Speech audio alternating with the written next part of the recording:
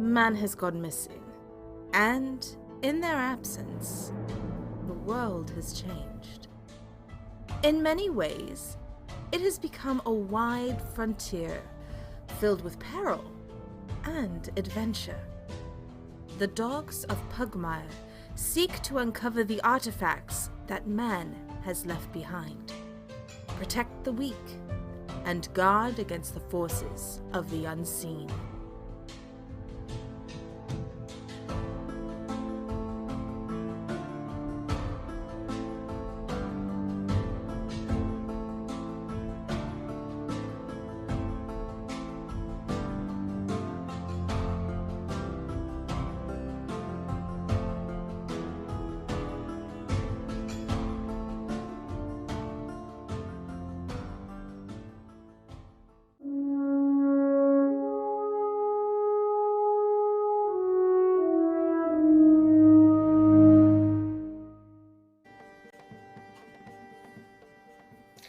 Hello, wonderful people, and welcome to Pugmire What Lies Buried. I am your humble narrator, Pope, and I'm so happy that you could join us today for this continuing story of good doggos.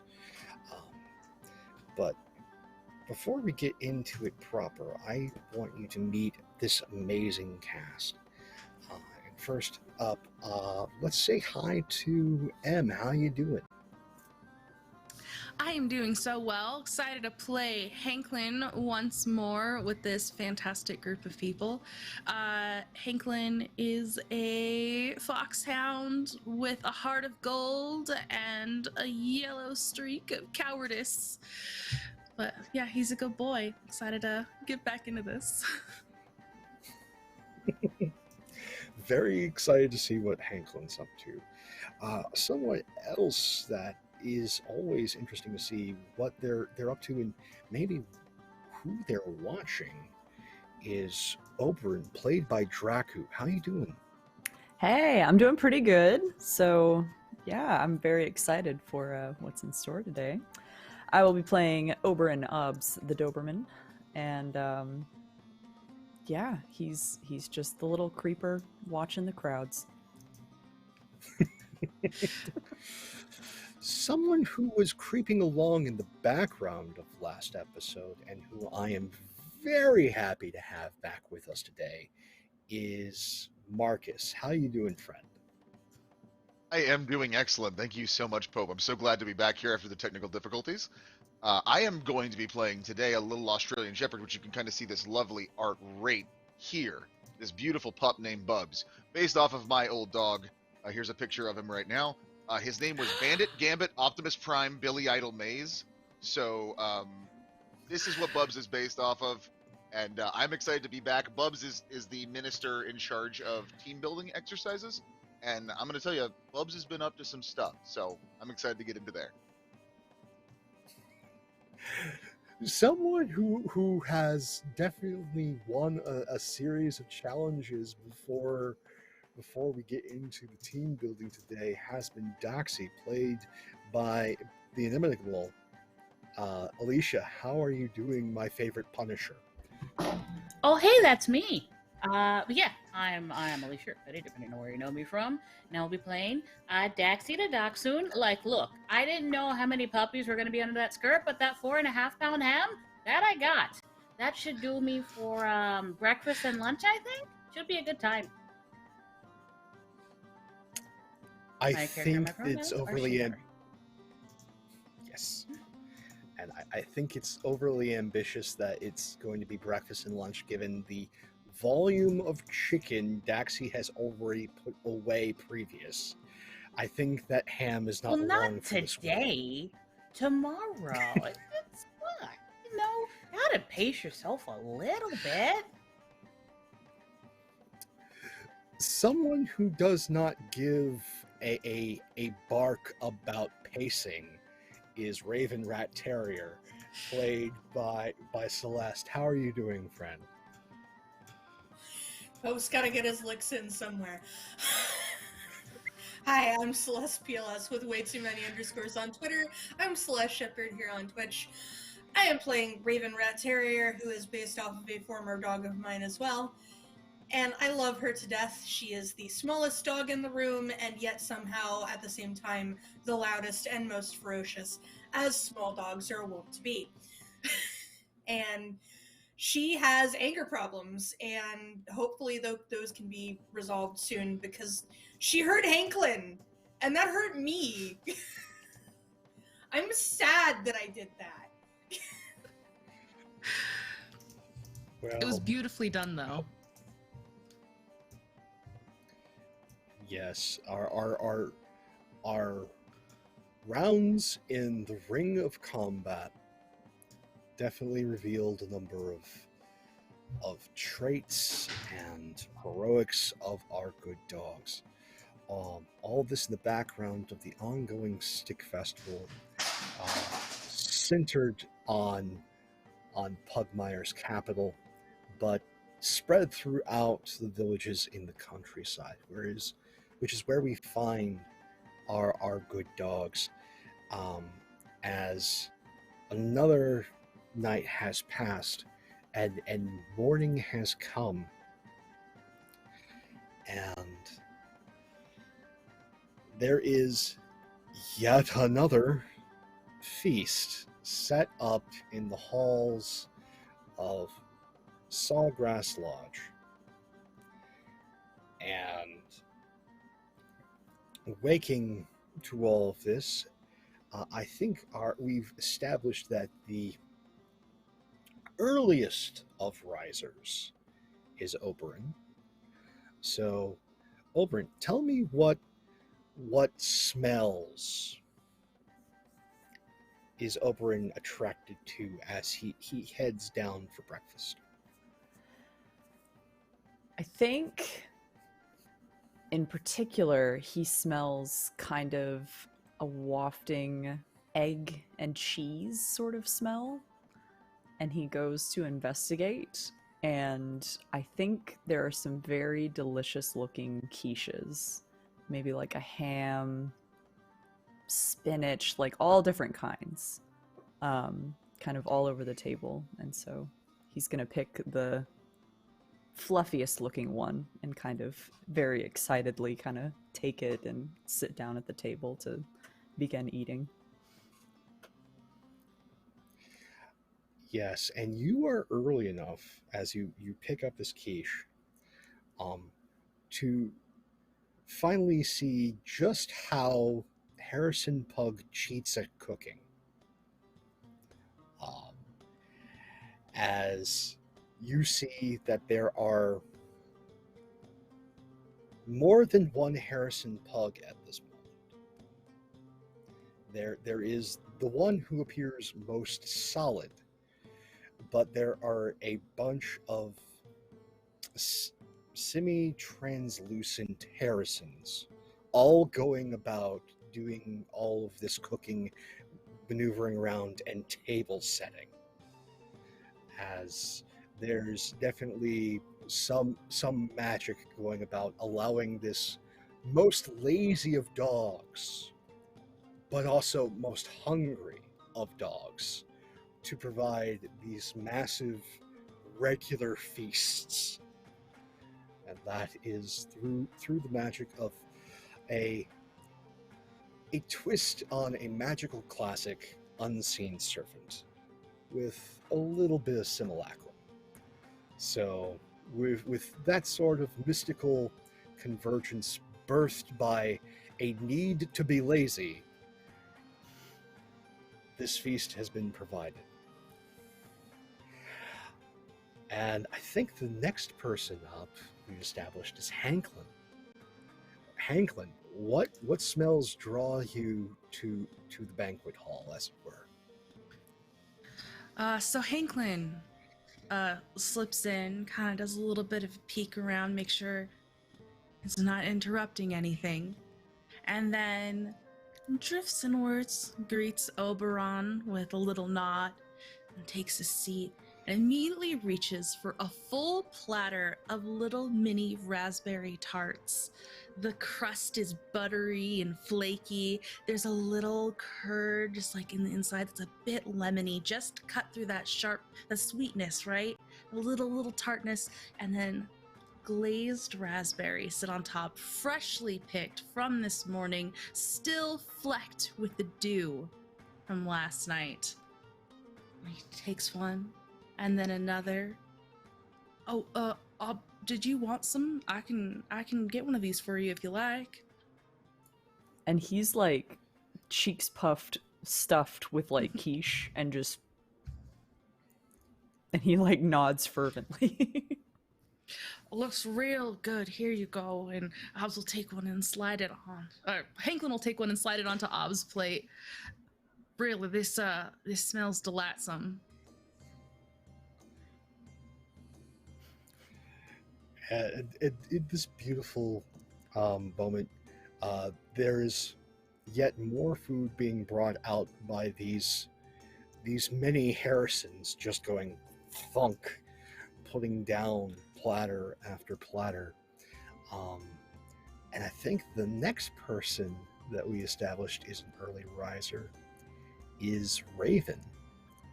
So what smell draws Raven out to the table?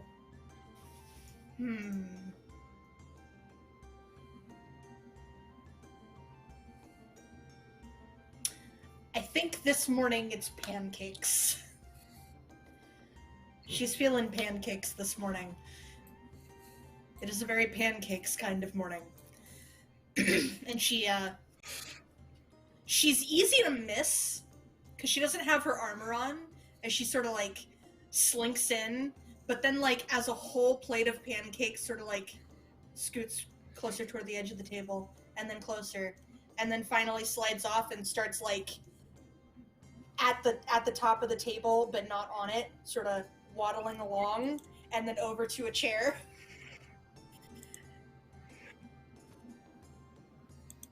And then there's a fork and knife in pawed hands that come up and start cutting. Fantastic. So this quivering tower of buttery fluffiness gets sawed into by these tiny paws, and as I think we have this like beautiful almost samurai cut as the stacks just kind of fall away onto the plate. We turn the page and we see Bubz. What smells draw you to the table? The smell of success and friendship and team building. Bubz is focused on one thing and one thing today: building a team. So Bubz is drawn to the table because that's where it goes. The food is delicious. We all know this. This is no detriment to the chefs. Bub goes in there and is all about efficiency. Bubz gets a pancake, lays it down, throw some peanut butter on it, throw some berries, throw some fruit, throw some eggs in there, rolls it up real nice, reading his chart, making sure he's got everything on board for today, and just kind of like scarfs the, I guess it's almost like a breakfast pancake burrito thing. Just shoves it right into his little mouth, and just yeah, that's Bubz. That's Bubz today. I have a little question for alarmed. Bubz. Yes, absolutely. Is this pancake burrito something of Bubz's house, the House of Shepherd? Is that something that they just do? It's something that they frown upon in the house, but it's something that Bubz just does. Okay, that's good to know. Hanklin, you were saying. Honestly, sometimes it's about efficiency. Yes, I agree. A little alarmed, Hanklin quickly like pours like a glass of iced tea and coffee and orange juice and like lays it out in front of Bubz in case of choking, because he doesn't want to ask what the preferred drink is in case that causes Bubz to choke. Bubz is grateful, does a nice thank you, but he can't say thank you in this moment because of the aforementioned potential choking. But once it's done, you can see Bubz has the list of all the plans and stuff, and is just going into each individual cup and going. So Bubz is very grateful for this. Wonderful. Fantastic. And then our late riser. So what smell eventually just is too good for Daxi to stay in bed? Well, for Daxi, it's the smell of chicken, ham, and turkey that finally rouses her.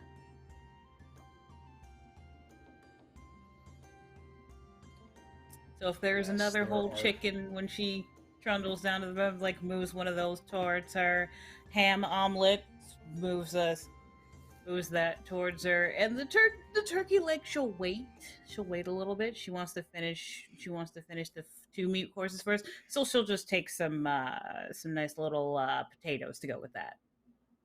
Turkey second course.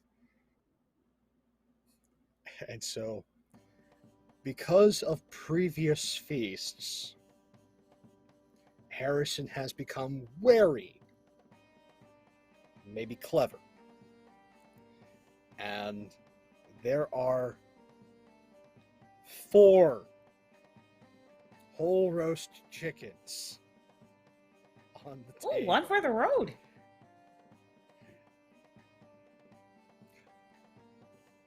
There is not only are there like a good like ham, mushroom, and spinach quiche. There is ham, scallion, and fresh tomato omelets. And there's actually like a series of omelets on small platters, all gathered around because I too, as I said previously, am an elder millennial. And there's this just massive omelet in the center of the feast table this day. And it is a mix of sweet peppers, banana peppers, 4 different cheeses. There's Gruyere, Asiago, a little bit of mild cheddar, and the last to just top it off is just some freshly shredded Parmesan Reggiano over the top of it. And to go with all that sort of sweet, peppery goodness and the thick cheese, just to set things off is just small granules of sausage that pepper through the entire thing. And there is 2 entire roasted turkeys. For Harrison has come to respect Daxi's hunger. Respect and fear. Fearful reverence for Daxi's hunger in comparison to all the other larger dogs. And as Daxi sets down and lays claim to multiple chickens, Harrison finally comes in and sits down as his section of the table. And again, out of that fear, there are a series of gravy boats that have been set up like a moat around the section of table that he has claimed. Either gravies of different sorts. There is a sausage gravy. There is a chicken gravy. There is just a good brown gravy, and there are all these small plates of different styles of prepared potato that are now forming like an inner wall that have all been hit with these different gravies. And then before him is this large stuffed pheasant, stuffed with herb and spiced rice, crispy skin, and a drizzle of that brown gravy across it as fork and knife come up and start digging in with just one wary eye looking up past the wall, this moat of gravy, to make certain that the few like fruit cups and the chicken breast that lies not too far away is not being claimed. So funny you should say fruit cup, because one thing I did not mention when Dax was going to have to think about it was just like, because she likes to eat a balanced breakfast, so fruit is a part of that. So I imagine one of the fruit cups is missing.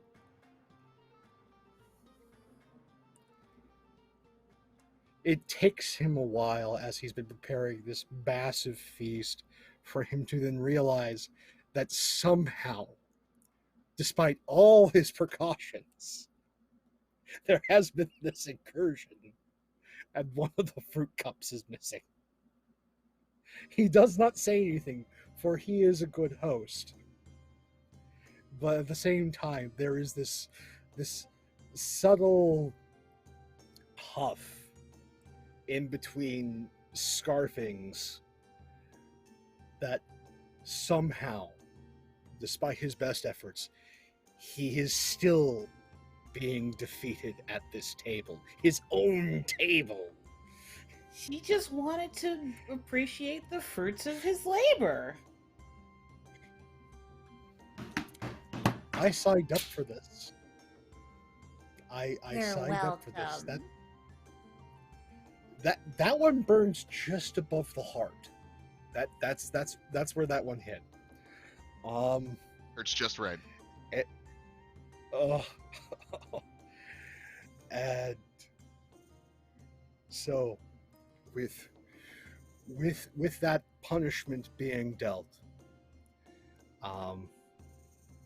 our good host Harrison, now having been mildly sated and flustered, looks up at this group of intrepid dogs, and goes, "So, I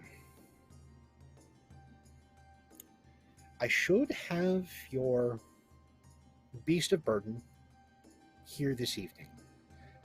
I've gotten confirmation from the folks at delivery. You will be getting a moss toad to drag your equipment along. They are rather large, but for their size, they are relatively low maintenance. Just word of warning, I do not know this one in particular. Some have a tendency to be ill-tempered, so that can be cantankerous at times. But you're supposed to get more than enough feed for it, so you may be able to placate it. Just be wary. But they are hardy creatures and should serve you well out in the bog, as they can traverse the rough terrain. And made sure that you all got a reinforced cart to go with it. Just do it a once over before you head out. I am fairly certain my craftsmen are good, but I want to make sure that you all have a safe trip. In the meantime, what are you all up to today?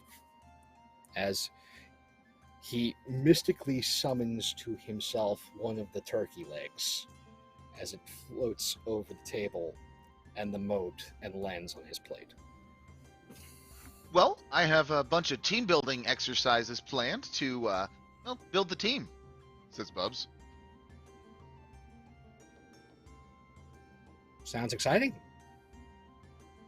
Yeah, and Bubz turns with the his notepad, I guess, his clipboard of sorts, and knocks over just a couple of the wonderful cups that Hanklin was nice enough to place in front of him, but then just kind of uses his arms to sop up some of the liquid, because Australian Shepherds have kind of a little bit of long arm hair.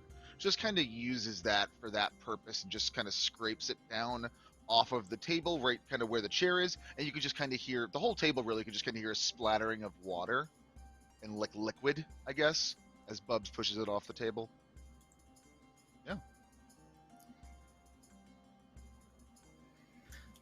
When do you think you'll be ready to start on that? Because I've got to admit, I've been real excited watching that whole process get set up yesterday. Oh my gosh, give me 5 minutes. Bubz forgets something that he didn't set up on the course and runs out in a direction.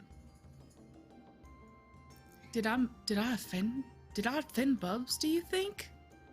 No, I think... No, he just seems really excited. I'm sure it'll be fine. Oh, all right.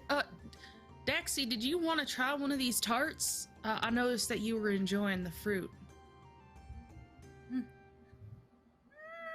Let's see. How many of them are left? 14?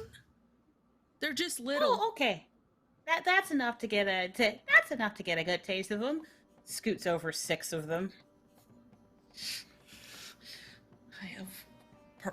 Perfect. Yeah. They're tantalizing, if I do say so myself. Thank you very much. You're very giving. Oh, I don't know about that.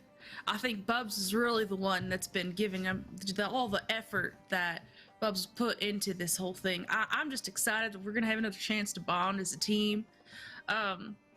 Harrison, how long do you think it's gonna take for us to get to the bog and back? Barring any unforeseen problems, getting to the bog, the oracle, and back should take roughly maximum time 3 days. Minimum time, day and a half. And the day and a half is if we go through the terrible, sawgrass. No. I'm calculating for the scenic route. If it was the sawgrass, it could be the same day. Right. Perfect. All right. Well, reckon we probably won't make it for the rest of the festival then today. But that's all right. We got our good times in. Bubz, did you get enough time at the festival? I know you were working so hard. You can just kind of see out, like, maybe a window. Bubz is just kind of yelling and carrying, like, pieces of wood and equipment and stuff around. He's like, "Oh, we're fine, yeah." Bubz is, what you can get, having spent maybe a couple of days around Bubz, is that's Bubz is like, "Yeah, it's good, we're good." All right. Good. So, as the group finishes up their feasting, gradually they all file out of the lodge, following this rut in the ground that has been formed by Bubz's industrious nature. And this rut leads off to where you finally find Bubz. By all means, reveal what Bubz has wrought. So in a big open field, you could see a bunch of various obstacles, equipment, some things that make sense, some things that make I don't want to say the opposite of sense, but I think that's what I'm gonna say, the opposite of sense. But it all kind of works. Bubz has taken some time.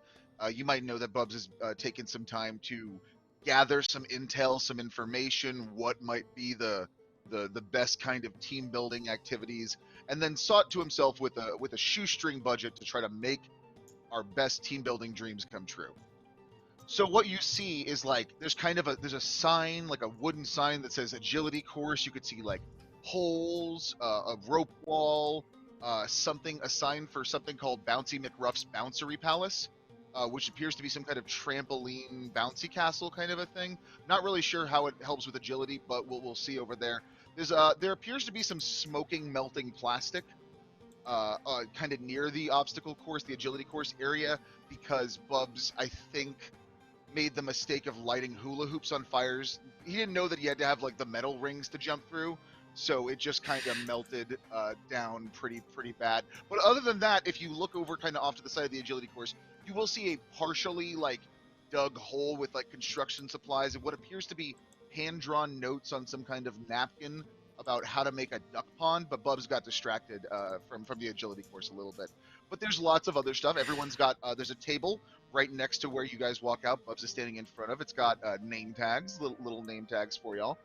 But yeah, there's a whole bunch of stuff. So Bubz puts this little rock, or puts a rock down, carries a rock, which is way too heavy, not a very easy thing. Brings a rock over, sets it down, and stands on top of it, and just looks at everyone. Hello, everyone. Welcome to the team building exercise. Oh boy, you're gonna be a lot, huh? I haven't slept in a while. Yeah. Bubz's eyes are just like Bubz's eyes are like mine right now, just a little too unnerved. Wow. Thank you so much for joining me. We have so many different things today. Obviously, you could participate as your heart feels content to. You could see over there is our agility course.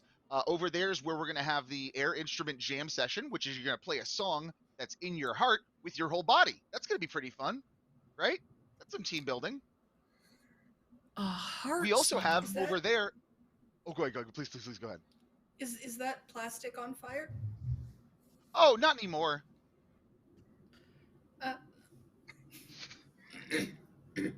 Well, it's good that it's not on fire anymore. You can see there are some logs kind of cut with a sign that says log carry. There are like some trees were partially cut down.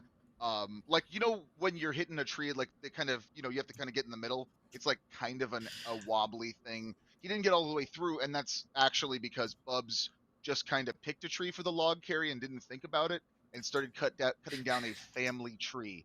And that was a big no-no for those dogs. But Bubz, you know, talked with them and kind of got some stuff through. So actually, there's no real log carry this time, but the dogs that Bubz was cutting the tree from have agreed to be carried whenever they're ready. So they're just kind of sitting over here. Two reasonably sized pups. I'll let y'all describe them if you want, but they're the ones, they volunteered to be carried, so totally fine. There's also kind of this is the weird one. This is the one that maybe everyone kind of peeked their eyes over. There appears to be like some kind of like jungle thing. Like a jungle themed thing off to the side. Don't worry about that. That Bubz just mistook group juggle for group jungle and kind of built a set. So again, we might miss that one. There are some rocks. Bubz is a little nervous about that one. He doesn't think that one's gonna hold up too well. But yeah, there's just tons of stuff around.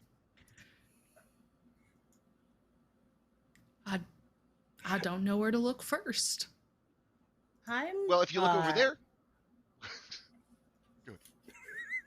Deeply concerned, but you know what? In for a penny. Does anyone like archery? Because we have this. You see, there's an archery range set up. We're gonna practice a long range murder together. Oh, isn't that fun? Murder? Well, isn't that what you do with the sharp sticks that you throw the arrows? You throw them with the bow. I mean, I like to call it hunting. Always Oh. murdering things. I assume, perhaps incorrectly. I mean, you don't have to murder anything. I just assume usually when you put sharp things on a stick and shoot it towards something, the intention is murder. But I guess I could be wrong there. Anyway, over there is where we do the backwards run race, where we run backwards. But here's the thing. As you pass each opponent, you have to compliment them. And that's how we build the team. I don't know how to talk to you, but good job. Thank you. I have to apologize, though. Just the same head pet thing attempted with Hanklin. So until you get at the level where Daxi can pet you, just that. I apologize if anyone was looking forward to the scavenger hunt. I couldn't find a scavenger that would agree to being hunted on such short notice. We're gonna have to do that some other time. I apologize. That is, but Bubz looks a little bummed about this one. He really tried to make this happen because he knew everyone loves scavenger hunts, but it just didn't work. Oh no. Oh no. That's fine. Hank says, So? not really sure what else to say. You've put a lot of work into this, and I'm excited to try it. Aren't you guys excited to try this out? Well, I am excited to see how this all pans out. That we can agree on. So where would you like to start? Stay away from the molted plastic, though. That's pretty hot still.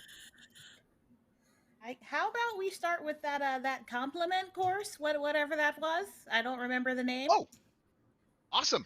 Okay, everyone over here in the field who's playing. Bubz runs out into like the center of the field and just holds his arms out like kind of T-poses. I don't know why he T-poses, but Bubz just does it. Oh, too much energy. Does everyone run out with Bubz? Yeah, absolutely.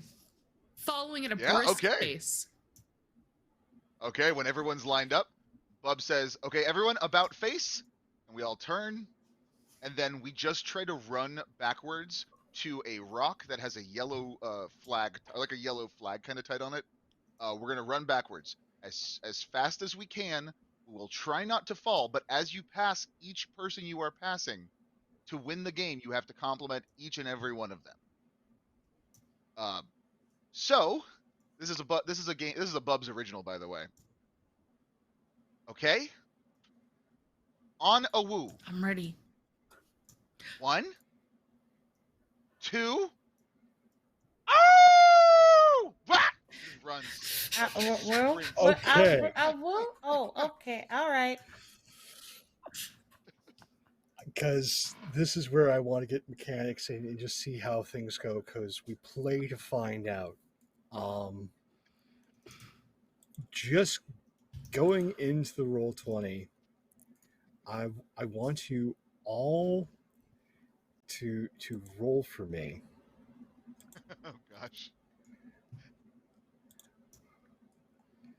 Let's get our first roll out here. Let's do. Okay. Balance? Let's do a balance check. Okay.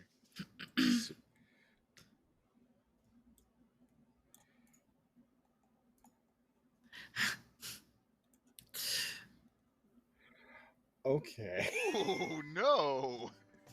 Just immediately head over heels backwards. Just. You know what Sonic the Hedgehog does intentionally? Where he rolls forward, I just unintentionally rolled backwards. This is very interesting. I am fascinated in how these roles have played out. So, Oberyn, you pass everybody as you just shoot away. So go ahead and remember to compliment folks. Okay. So first, just going off roll numbers, I'm gonna assume he passes Raven first. And so he's like awkward, and yet somehow it's graceful, but like it's very awkward. And he's like, his front paws are up here doing something, like y'all don't know what, but it's working apparently. And he's like high stepping it with his bottom paws. And as he passes Raven, he's just like, you're good at fighting, and then like keeps going. And then it looks like Bubz somehow stumbling along.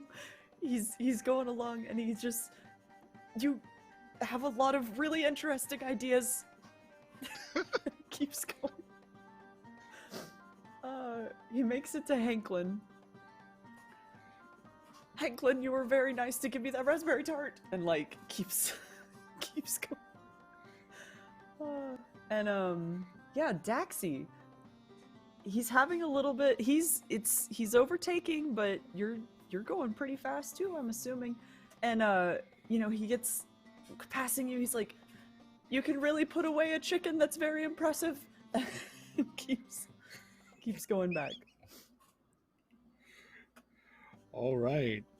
And Daxi, you managed to pull away from Raven, Hanklin, and Bubz. So let's hear those compliments.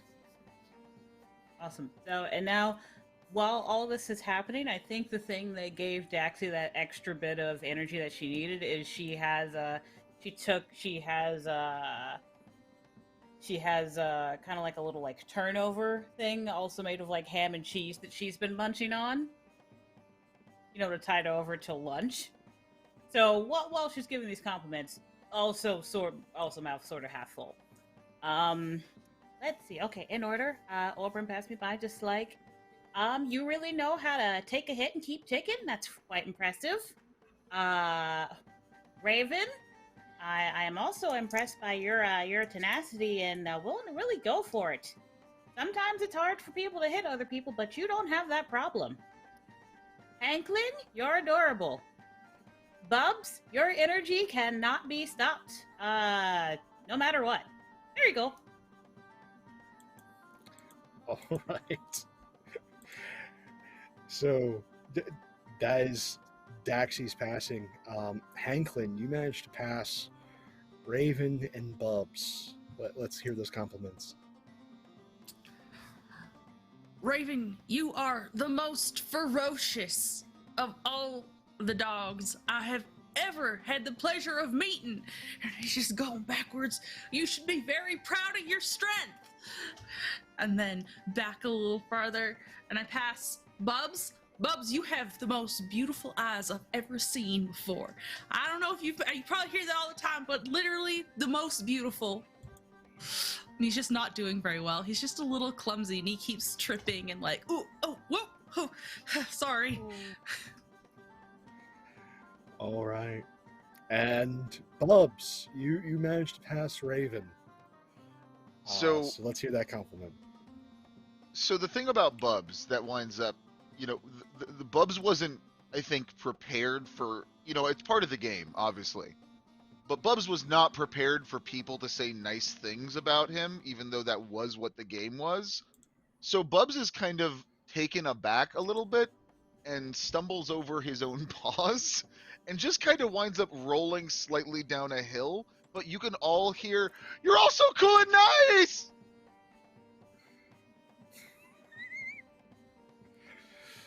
Okay. And I'm sorry, this is breaking me. Fine. I'm still recovering from scavenger hunt. I'm gonna be honest here. And so I think with just how quickly these dogs all run, that brings the backwards run to a close for this round. As you all manage to eventually get to that flag. My question is to our industrious Bubz. Do they then have to lap the rock, or does it end at the rock? Well, so at the rock, there is the yellow marker So yeah, that would actually, yeah, that would be the end of the point. If I'm remembering Bubs' notes correctly. Hold on. Yes, correct. Okay, so you all eventually get yourselves to the rock. Having dealt out compliments and moved with great speed, Oberyn getting to the rock first, followed by Daxi, Hanklin, Bubz, and Raven. Raven, I'm guessing you're still in your full armor and clinking backwards is what slowed you down. You can hear the armor clanging, and then also like at one point she like gets tangled up in it. Like her armor's just slightly too big, and she like winds up, her head pops into her full chest piece, and you hear some banging as she's trying to get out of it.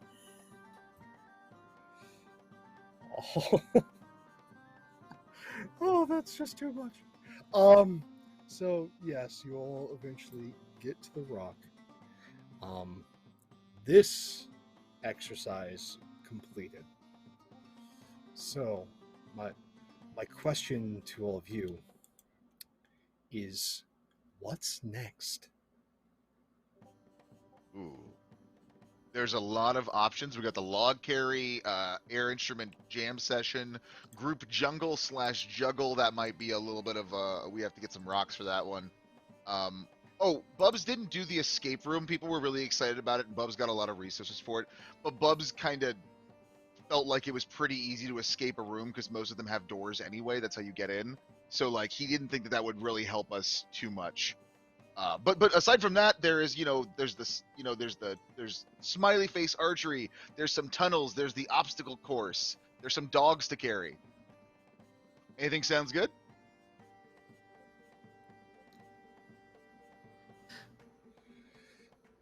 What do you think, Daxi? Oh, you know what? Let's do that dog carry. Why not? This should be amusing. Absolutely. Boys! Bubz hollers.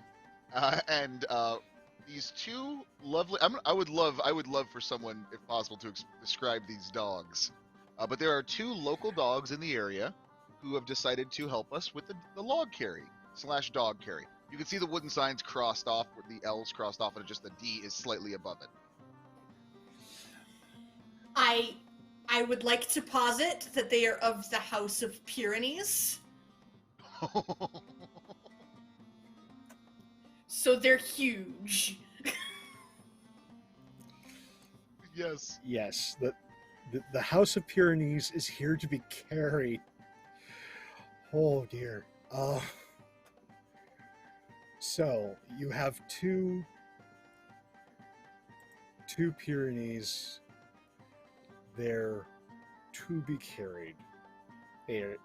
And in hearing that they were going to be carried and be a viable replacement for their family's tree that they didn't want to have cut down, one is just sort of here in normal garb. The other has decided to make this a challenge and has gotten one of their like hunting gear on and has filled every single pocket with rocks. So they have made themselves as hefty as a log. I will leave it to all of you how you decide to tackle this challenge. I suggest we break up into groups of 2 and we see who can work together as a team the best to get to the other end. Oh, all right. So who gets to decide who's in which teams? Oh, I guess we should probably vote? Are we doing democracy now? Do we have an even one? So maybe we should be 2 and 3? Because we've got an odd number of... We've got an odd number of dogs. Oh, okay. How about this? we'll do 2 teams of 2, and I'll run in the middle alongside you and tell you guys that you're doing great. I can even put my arms well, out and you maybe know help what? carry both of them. How about, how about, that sounds great. How about you and me switch jobs, though? I'm not much in the Okay. strength department. Yeah, absolutely. Bubz will walk over and kind of taps. Sorry, let me grab the names. Taps Kuma on the shoulder, and Kuma, stiff as a board, and just kind of leans. So, okay. So who helps Bubz with Kuma? Is Kuma the one with the rocks or no? No, Makita is the one with the rocks. Kuma is rockless. Hanklin wants to help with the heaviest one, Okay. so we'll refrain from this one. As much as Raven wants to do the heavier one just to, try to be the big dog on campus, the size disparity between herself and Hanklin is gonna make that a challenge beyond anything that any sane dog would try. So I think she's gonna go with Bubz and try to carry Kuma. All right. For the 2 of you, I want you to give me a straight up strength roll.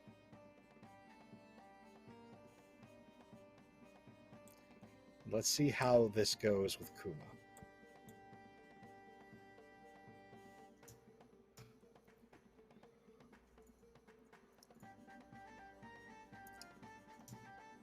Oh my. Okay. So we'll get back to that. Uh-oh. Now, Hanklin and Obbs, you get to try and lift Makita. So go ahead and give me that strength check. Whew.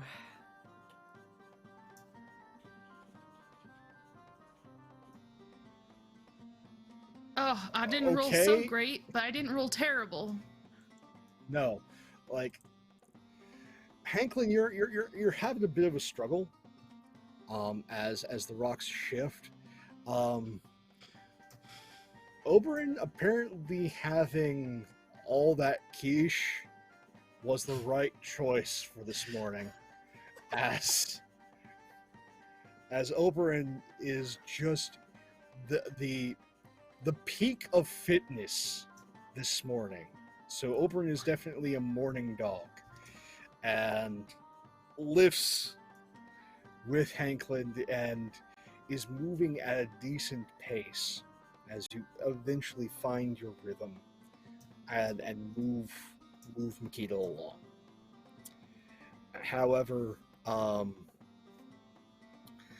Bubz and Raven are having a harder time with Kuma. Even though Kuma is quite stiff, there is still a significant disparity in size between Bubz and Raven. So this is, keep in mind, this is less a even carry of something like a log and more akin to a very stout incline, a wheelbarrow gone wrong, where the wheel that can move is the tiny one, and whatever is there for the big side, while it's lifting, it may as well be covered in Vaseline. So while they do not drop Kuma, a straight line is not what is walked. And so Oberyn and Hanklin, just with efficiency, managed to go from the start of the course to the end rather quickly. While Bubz and Raven, it's more of this winding serpentine path. They do not drop Kuma, but it takes them some time to eventually get to the end of the course and set this massive dog down.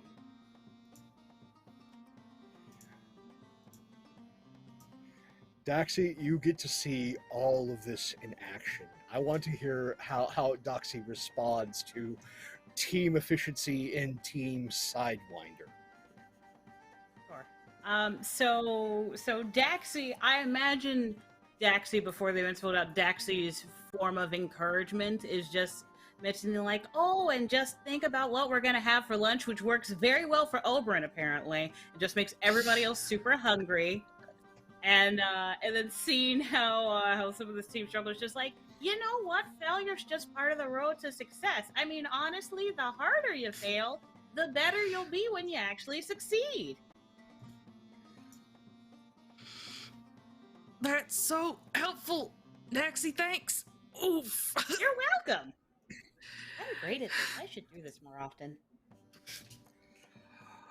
And so eventually, this challenge comes to a close. The two Pyrenees.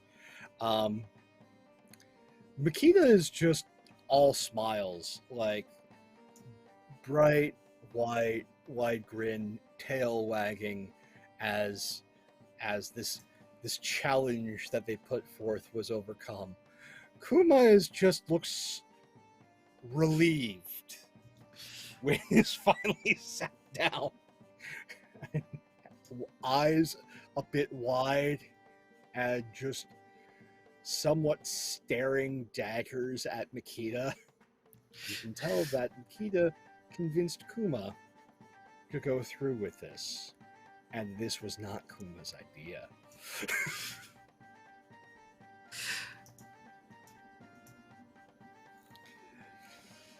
So, Well, thank you very much. That was real fun, wasn't it, everyone? Appreciate your time and your efforts and the energy you put into the rocks in your pockets. Real thoughtful. Oh yeah, this was great. I can't wait till Fun this is a happens again. word that could be used to describe it. Yes.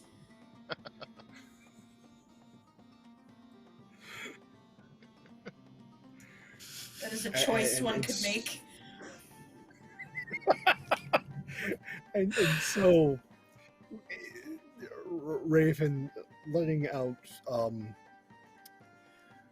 words of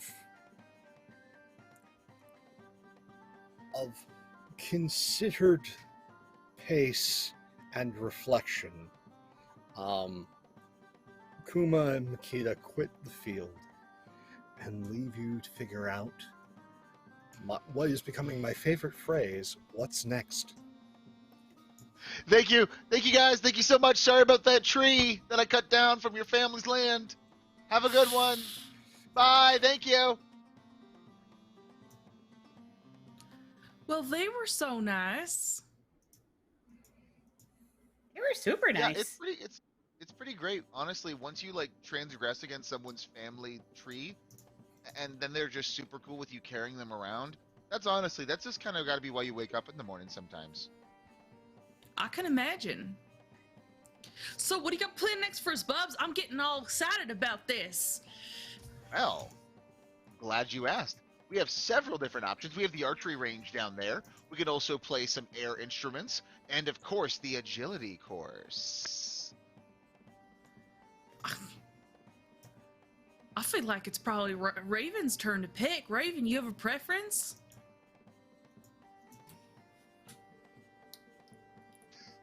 I suppose the air instruments sound interesting. I guess. Hey. You know, something that doesn't involve too many props. Bubz is, you see Bubz carrying a big container of props. That's, Bubz is like, right this way, and kind of goes over, and there's a little bit of a, to say a stage is kind of the wrong word. Some semblance of construction, elevated like maybe a little flat platform that's just on the grass with a one light pointed. And I guess light. There's just kind of a center stage kind of thing with a where we each will get up. There's several chairs. We'll be able to get up there and go an air guitar, but everyone has to pull a straw to see which order we go. So Bubz holds out a hand of straws. Take. All right.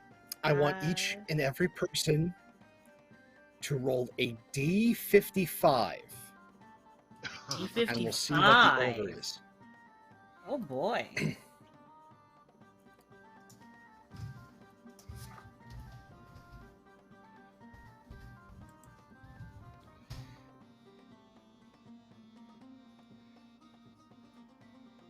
How do I roll a D55 is now my I just my question. typed /R1D55. Yep. That's how you do it. Oh, awesome.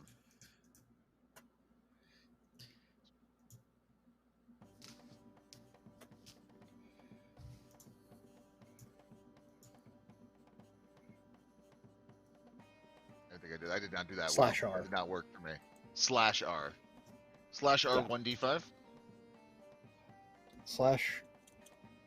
/R space This 1 unrecognized command. /R space 1 There we go. D55. There we go. 1. That's good. That's great. I'm glad that this happened. After all of that. After all of that. After all I did, roll 20. After all I did for you. I sat here and I struggled and I didn't complain. And then when my lovely friends and associates here decided to help me out, this is what you do to me, huh? I'll remember this, roll 20. I'll remember this. All It's right. hurtful. And on that roll 20 spite, something that I feel in my soul, I think that's where we're going to take our break, folks. Go and get your beverages, get your snacks. We're going to have some air guitar when we return. So, see you all very soon.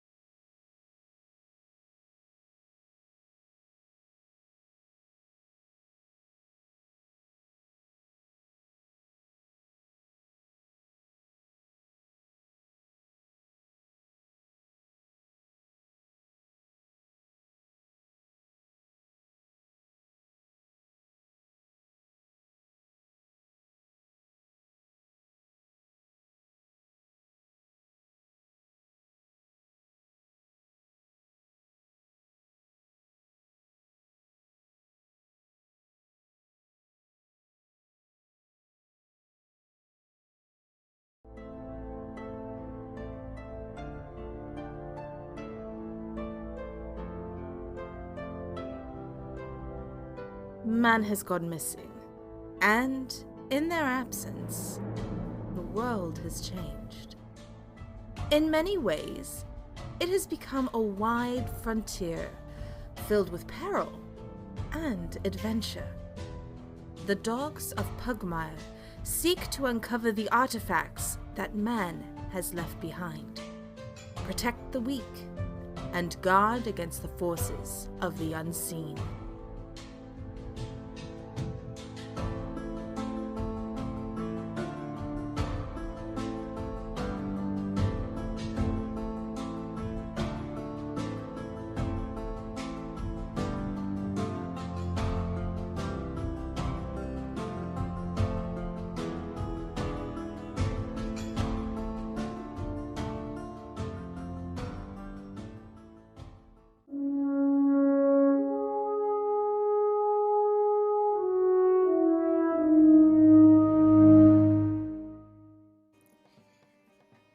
Welcome back, everyone, to Pugmire What Lies Buried. I hope you all have your refreshments as a show is about to begin. But I must first, Green Room was delightfully chaotic as there were discussions of apes made of milk and babies made of cheese. That is just the energy of this team. And so, with that note, a air guitar off and a heart song played with air instruments is about to begin, and we begin with Bubz. You got the short straw, friend. Bubz got the short straw. So what winds up happening is Bubz takes a second over there. Takes a second, kind of steps on kind of the rocky, bumpy stage, and looks over as you see theoretically the camera, pardon my microphone, sorry, will pan off to the side. You can see the band of the, I don't want to say palace, the band of the area is coming in and just, playing something like something upbeat. Okay, and then the band just starts playing this like almost like this really lively, energetic dance party song. So Bubz is going, and Bubz makes the conscious decision to play an air flute. So Bubz is just like, and you can kind of see him. One of the things that is the most impressive is that Bubz is kind of doing a cartwheel, but without actually wheeling anything while he's playing the flute. So let me describe it differently. Bubz is rolling around on the ground playing an air flute. But it also seems like he might be timing up with like the tune. Like if this was Rock Band or Guitar Hero, we would be hearing like a good mix of crowd support with just a couple of boos. So it's like a mostly good thing. That's what Bubz tries. Again, it's an air flute. Well, let's see how your air fluting goes, and give us a perform check. Absolutely. You know what? I'd be honored. Let's hope it's better than my D55. And 11. Respectable. Oh yeah. You described it perfectly. It is mostly cheers with peppered ever so slightly, like with one or two boos. It's a solid performance. It's solid, but it is not going to be playing the royal halls of Pugmire. Though it might open for a band in Muttville. So that's Bubz checks where the we are. scores and is like, yes. I'm just picturing that there's now, like, gathered near this obstacle course, just a series of puppies that are now just holding up like little scorecards. Absolutely. Just like Bubz gets like 3 7s and a 6, and it's just like celebrates it like it's just a gold medal, and just kind of trots off the field respectfully, like he's been there before. Yeah, 3 7s and a 6, and then the corgi puppy just holds up a smiley face. Aww. And so Bubz leaves the stage and then is quickly followed by let's see here, by Daxi. Daxi, you're next. Oh boy, sure. No pressure. I imagine Daxi just sort of trundles up happily enough, and then instead of miming like some sort of guitar or anything, just acts as if there's sort of like a mic stand there, and does what I affectionately call Barco. It's like screamo, but it's just very loud and long. Woof! Woof! I love Barco. Okay, so let's get down with some Barco and see that perform check. Sure thing. That's terrible 9. for her. Oh well. Like you were feeling it in your soul, but not necessarily your face. So Sure. the heart didn't match the rest of the instrument. Drakku bark against the machine. This episode is punishment, folks. So yeah, though you get like 2 7s, 2 6s, but you still get the smiley face, and that's what matters. As you do your heart song, followed next after some good Barco is, let's see here. Yeah, it's Raven. Raven's next. I think Raven is the most lawful about this, and that she actually goes for guitar, but it's like it's not, like metal guitar, it's more acoustic guitar, and it's like the sort of like, anyway, here's Wonderwall. But it's not Wonderwall, it's something a little different, but it's in the same vein of like that soulful sort of acoustic guitar kind of like slow stuff. It's having a hard time words. I'm just picturing actually like Raven, because of the anger and everything. I am just seeing like an acoustic version of Good Riddance. So yes, sort of like Oh yeah. a bark day or Yep. green bark, I don't know. And Bark yeah, day. we All right, sure. And go ahead and give me that performance check. Here we go. 19. Oh my goodness. Yes, it is. Okay, there are quite so tears. There are tears. Like Bubz is crying. It was beautiful. Like you somehow summated all of our feelings of various things, and I think it just hit us all. That was beautiful. That was beautiful. Sorry, Bubz is just teary-eyed.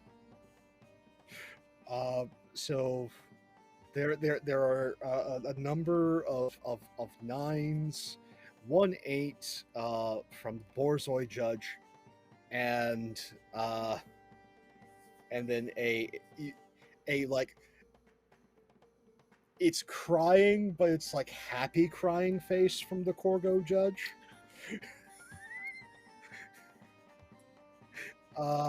Yeah, Bubz somehow found some lighters. I am concerned, considering the still smoldering plastic hula hoops, but They were used for that. Yeah. Bubz has lighters. That is now something that you can put on your character sheet. I am terrified. I'm gonna remember that. Yeah, but please do, because that's gonna come back to bite us all. And following that soulful rendition of Good Riddance is Obbs. Yeah. he's not looking forward to following that. He had the little lone tier, you know, and he just okay. And he gets up there and sorry, I'm being accosted. There we go. So he gets up there and he sorry, I looked at chat. Yeah, he really has no idea what he's doing. So he starts kind of like air drumming in a way. Like he's holding two invisible sticks and he's just like trying to go to a little bit of a rhythm, and it just slowly devolves into like full body, like weird moving around. Like he gets into it, but the dice are going to say whether or not he does a good job with that. Let's see what drum solo is being played by Obbs with this perform check. Let's say it starts with, just to be so chaotic, some Dragon Force, some just triple bass. Like it's starting so chaotic, and then it just like again he gets caught up in it, and it just devolves into full body wriggling. Well, Yes. a wriggle is had. That is a 4, folks.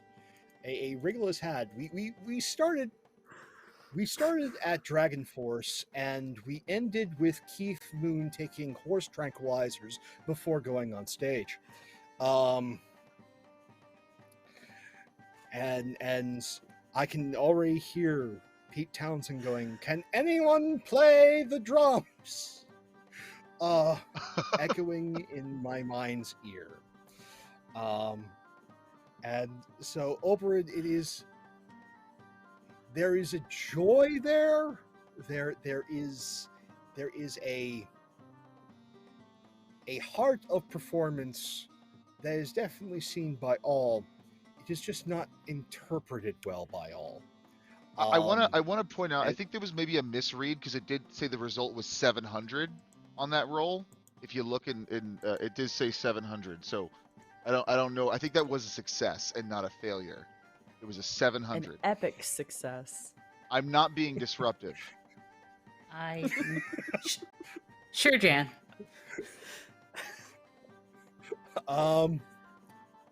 So I think we have a bunch of 6s from the judges out of respect. And then the 700 comes from the corgi judge. There is not any face or anything. It's just a 700. And then last but not least is Hanklin. Hanklin is so shy. And Hanklin's so glad that they went last because he just keeps rubbing his palms on his thighs and he's walking back and forth and he's like doing little talks to himself quietly and high-fiving everyone when they get off stage. "Oh, you did so good, nice. Oh, for the love of man, what have I got myself into?" When he gets up there and Hanklin really sees himself as a supporting character. And so there's no like drums or epic guitar or anything. He plays the bass, right? And he plays it like way up here. And he just starts doom doom doom doom doom doom doom doom doom doom doom doom doom doom doom doom. And he's like just real low and quiet. And can I roll a perform just to see if he like starts getting into it? Comfortable, or otherwise he's just really awkward the whole time. He's pretty awkward like the entire time. He never looks up.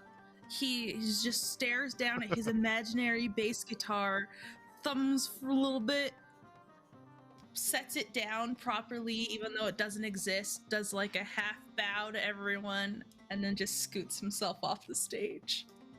Bubz just claps. Uproarious applause for Bubz every time. Mm-hmm.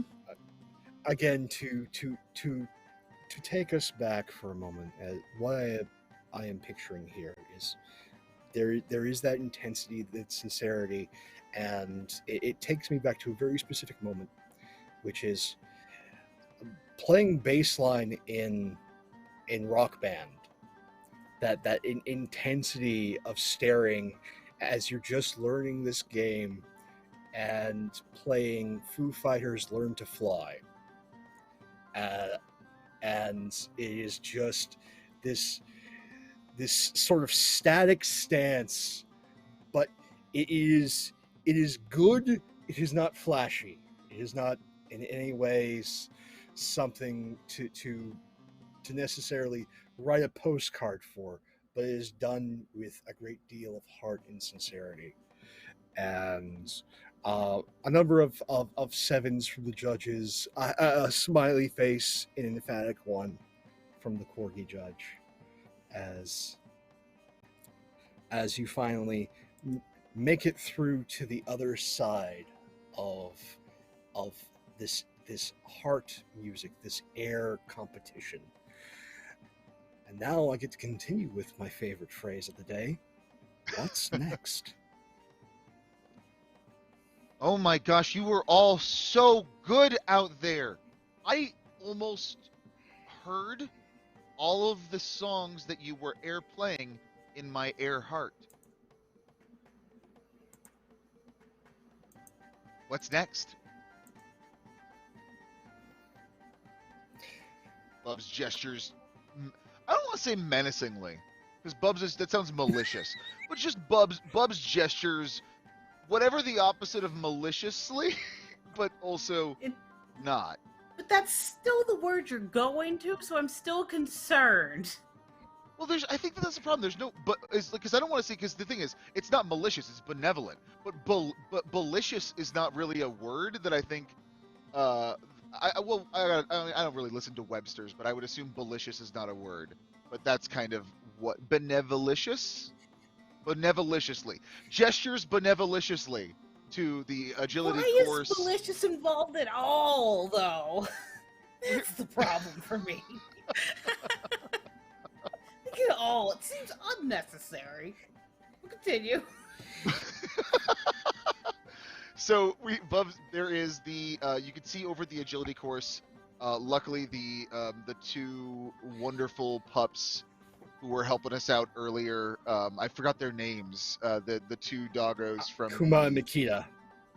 Kuma and Nikita. They were nice enough to. You could see them as they were leaving. They were wheeling out, or kind of, wheeling is not the right word, kind of lifting and flipping over the cooled molten plastic now that has just been kind of taken off of the course, so you can see the grass is kind of.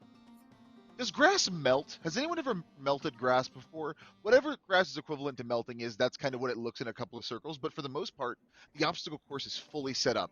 There are poles to kind of run between, there's a rope wall, there's a bouncy palace, there's some holes. There's like I don't know, a golf stick of some kind. We will get to the obstacle course. I have an idea of how we will tackle this obstacle course. It's always a great thing when you hear a GM say, "I have an idea." It sounded so ominous. I have an idea. It's bad. No. The worst thing you can ever hear me say is, "Would you like to make a deal?" If I ever say that That's phrase, true. Can confirm. Correct. run. That comes with a demonic voice and ominous thunder. But no, I just have an idea. And what I want to hear before you all run the obstacle course is each of you, I want you to give me an obstacle that is in this course. And I think as a group, you are running this course together. So. Together as in like We're it's gonna a go round. relay and we're like handing off batons to each other, or like together as in we're all doing it at the same time? You're all doing it at the same time and you can help each other out. Okay. So this is the thing that Bubz has worked the hardest on. Screw any of the horrors that I've said before. Those two little egg things have terrified me now. Wait, So have you not seen my eggs, Pope? These are my eggs. I Is they as someone who eggs? lives with chicken farmers, that is terrifying. So yeah, no, we'll go around the circle twice. Everyone will have 2 obstacles to give, and then based on y'all's descriptions of tackling this course, we will see how everything plays out. So first up, let's go with Raven. Give us the first obstacle in the course. So are we going with, is it an obstacle course or an agility course or both? Yes. Okay.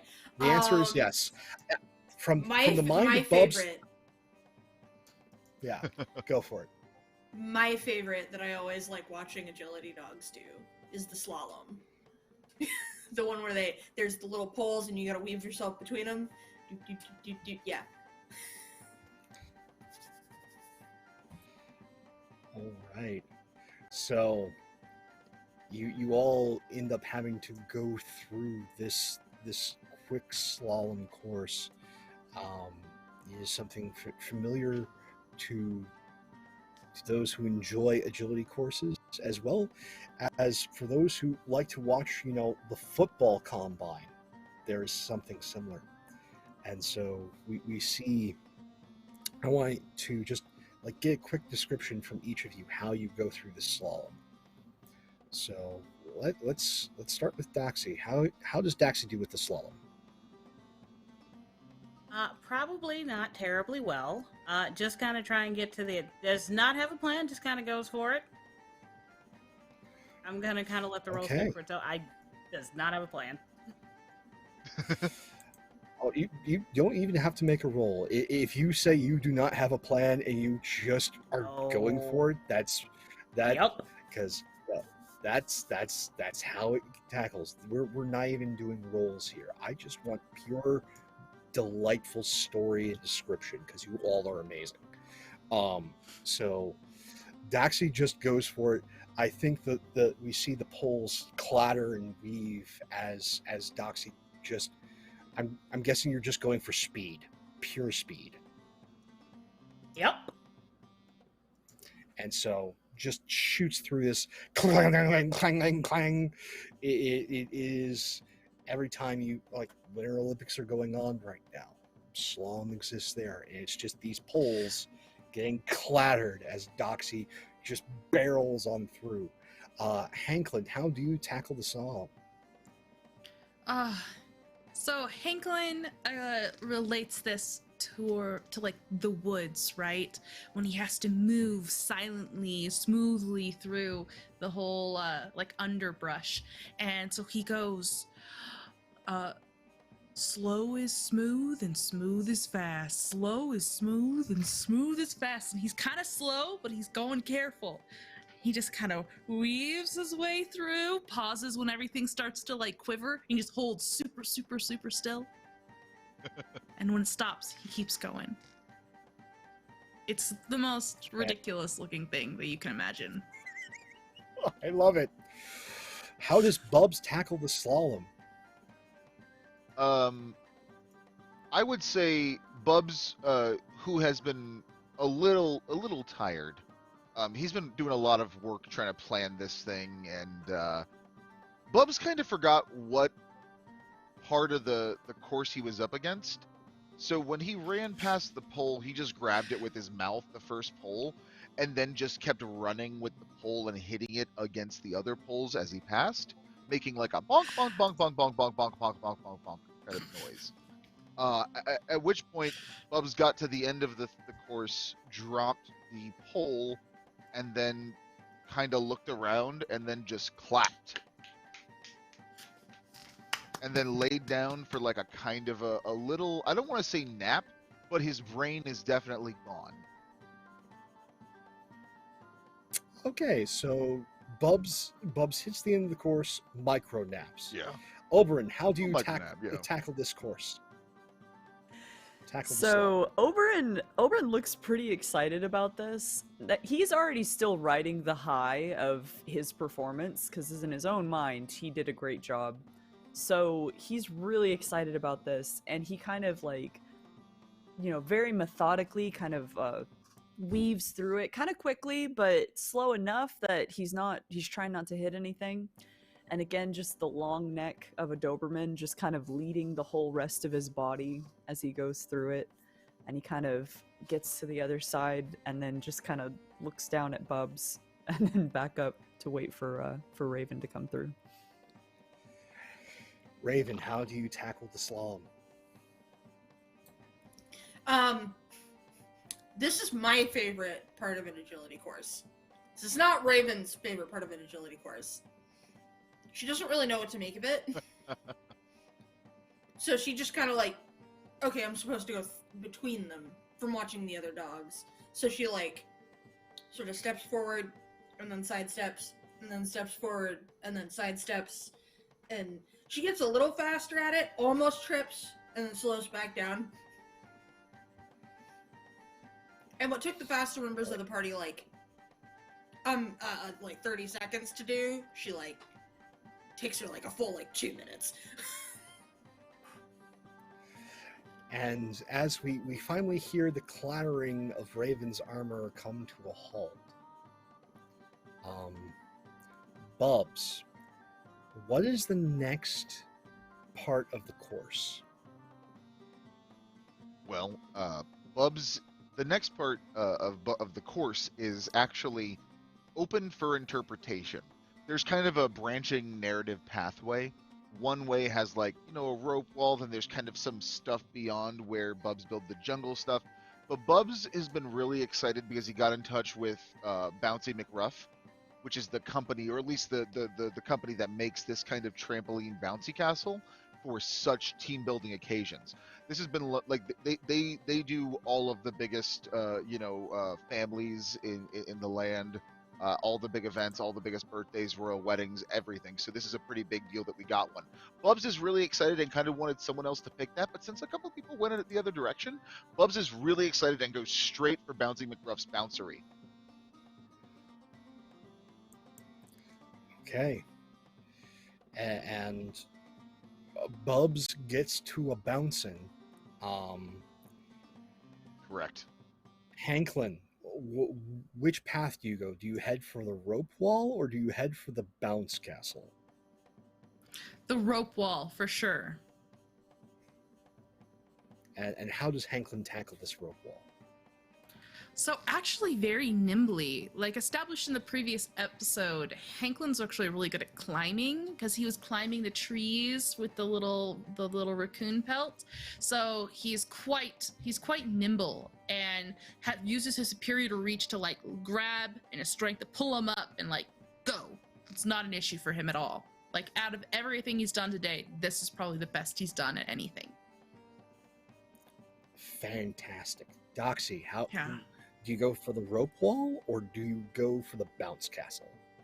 Oh, that's not a question. The bounce castle, of course. And gonna be honest, Daxi probably gets distracted with just the bouncing for a while. And just like, whee! Was I supposed to be doing something? I feel like I was. Oh well, I'll get to it later.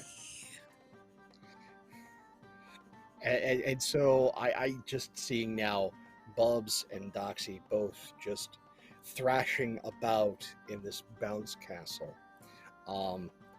Obbs, do you go for the rope wall or the bounce castle? I really don't even know. Coin says bounce castle. So we're gonna go to the bounce castle. He kind of eyeballs both directions and then kind of looks at the bounce castle and is like, that kind of looks fun. I want to try that. And he like kind of hurries on over there and gets on in and starts jumping and just is a little awkward. He doesn't quite, he's got the bounce, but it's like a stiff kind of bounce. He doesn't really know if he's doing it right, but he's having a good time. All right. And Raven, do you go to the rope wall or the bounce castle? So Raven would go for the bounce castle if she wasn't fully clad in plate armor. Because as much fun as bouncing can be, getting knocked around in plate armor is not ideal. So she goes for the rope wall, and she is a little awkward at it, but like, it's not so much like a dexterity thing. She just like is powering through it, like a little awkwardly, like brute forcing it almost. And like she doesn't move with the rope; she forces the rope to move with her. Oh my!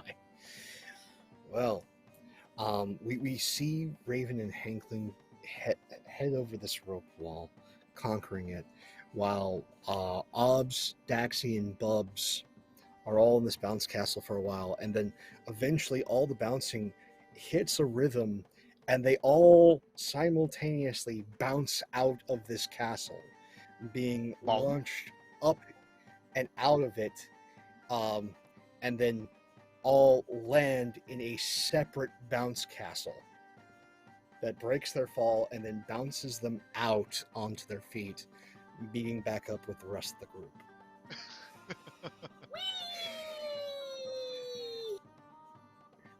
And with that, Hanklin, what's the next obstacle?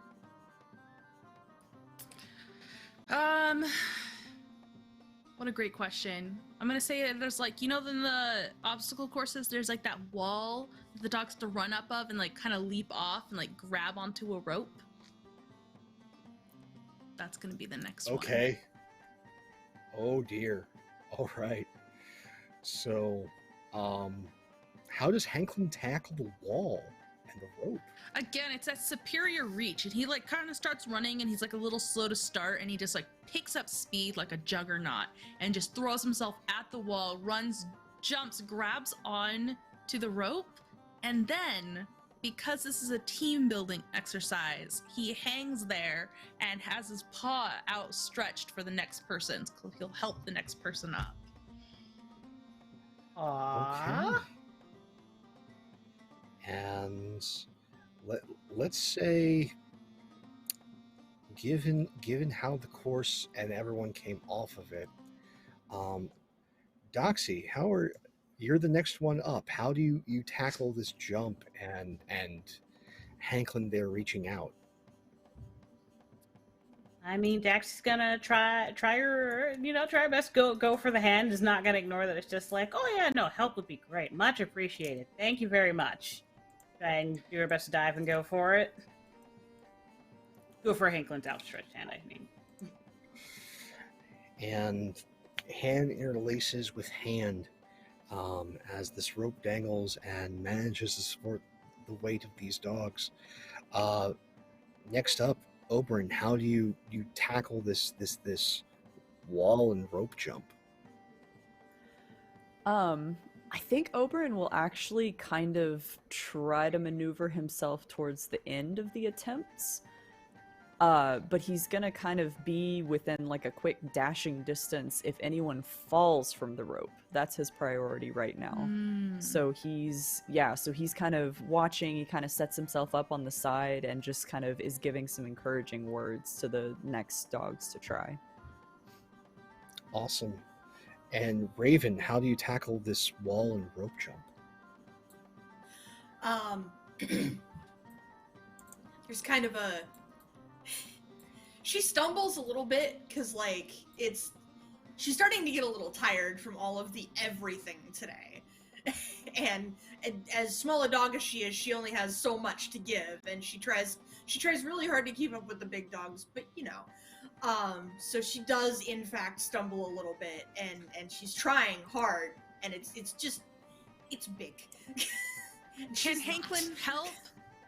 Can Hanklin like kind of like slide down the rope a foot and grab onto like her armor and just loose her up and over? Yeah. But at this point, his paws are too weak. He can't like keep holding on, so he's gonna climb up afterwards.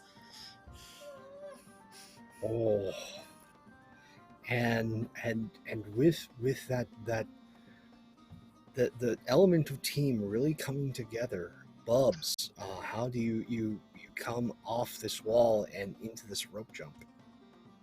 So that's where things get a little tricky. Bubz got distracted and did kind of walk off the left, where he picks up a shovel and continues to kind of dig what he believes is going to be a partially, a duck pond. He's going to continue the duck pond that he was building. So I would say sleepy, half awake, team energized Bubz is not doing it well, is to answer your question. Yeah. Okay, so Bubz is distracted. The rest I'm of gonna the roll a team no making it spirituality. Oh.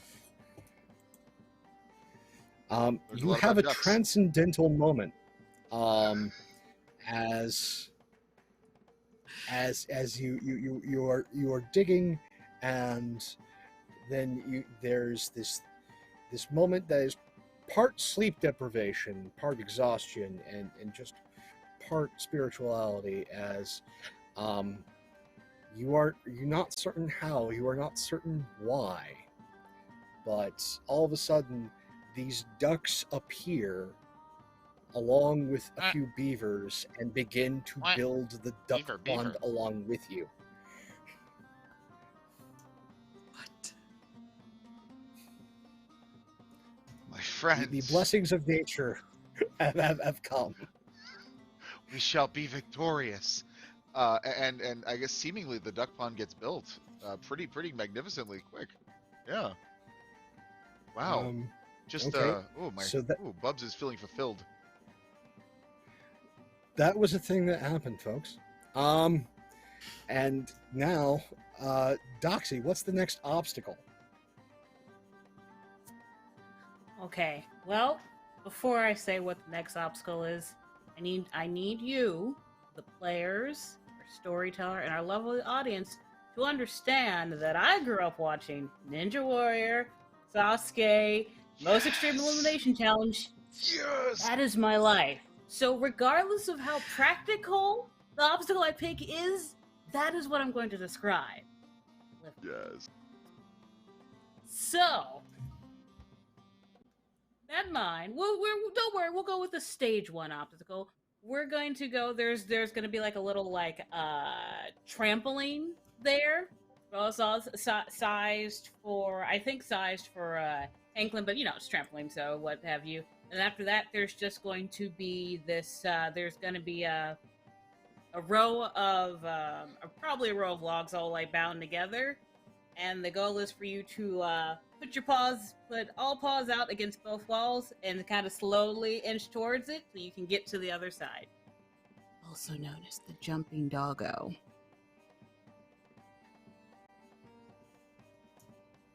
Okay. I know what it.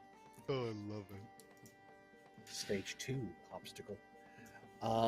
So, yeah, how does Daxi tackle the jumping doggo? I think it's gonna be another one of probably still going for speed. Strength's not her forte, so just get that good, running start. Aim right for the jump right at the probably at the edge of the trampoline and just paws both out to the sides. Slowly inch along. I say slowly, but Right. as quick as you can. She strength's not her forte. All right, so Daxi tackles this crawl, this jumping crawl. How does Oberyn tackle this obstacle? So, still getting the hang of the whole bouncy thing. He did kind of get, they had a good bounce right at the end of that bounce castle. But he kind of like eyeballs the trampoline, he eyeballs the walls. He's like, okay. And he jumps and lands and flings out towards these walls and throws out his paws and then just kind of freezes. He made it here and now he doesn't know what to do. So he just kind of holds in that position for a little bit, and I imagine just a little bit of sweat in his little dog paws. He starts slipping. And he just frozen in a little emergency X, and he just starts sliding down. And eventually, I think he will go ahead and just kind of plop down to the ground. But he has a little smile on his face. He's like, that's a challenge. All right. And in that moment of challenge, how does Raven come and tackle this part of the course? I mean, Raven's not one to give up, especially if something looks this challenging. And heck, if Oberyn couldn't do it, then she definitely has to do it because, you know, she has to. And if Daxi, with her short little legs, was able to do it, then, you know, by all means. So she jumps up and she gets in position and she's like, okay, Oberyn's mistake was that he didn't move. So I have to move. And she goes to, like, move and she immediately loses traction and just eats it. Oof. Yeah, this is definitely a stage 2 obstacle as we have gotten here. How does Bubz handle this part of the course? I have been particularly in my last several turns loquacious, so I am going to say Bubz tries. Okay, so Bubz makes a valiant attempt, and I think with all the sweat, the scrabbling, this is harder, and we just have that very distinctive sound of wet paw and claw just smack the side of the walls, and then that scraping noise as it just slowly slides down. Oh my goodness. And then Hanklin, as you've seen, many of your fellows have difficulty with this obstacle, with the exception of Daxi. How does Hanklin tackle this? So Hanklin has been absorbing everyone's attempt to doing this. And really what he took away was you have to go fast. You have to be accurate. And he akins it to like crossing like a river and you're jumping from rock to rock. So he takes several steps back. And he looks so focused, like almost as if like his gaze is just pointing right at it. And then he takes off at a sprint. He jumps from one to the other. He's going so quick and he makes it just barely. But because of everyone's efforts before him, he makes it. Fantastic.